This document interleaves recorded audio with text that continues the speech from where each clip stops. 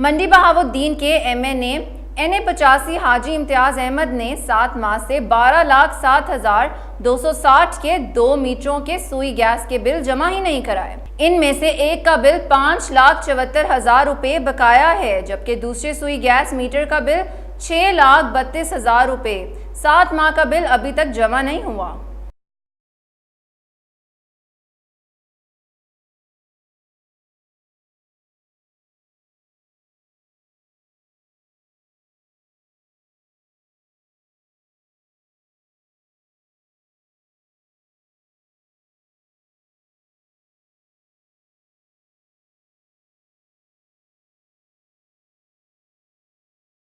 Deputy commissioner Sheikhupura Syed Tariq Mahmood Bukhari की ज़ेर सदारत इंसदाद अतायत का अहम इजलास मुनक्किद हुआ, जिसमें महकमा हेल्थ के अफसरान ने शिरकत की। इन्होंने शुरका से खिताब करते हुए कहा, अताई डॉक्टर्स मुआशरे का नासूर हैं, बिला तफरीक कार्रवाई अमल में लाई जाए। अताई कौमी मसले में जीरो टॉलरेंस पॉलिसी इख्तियार की गई।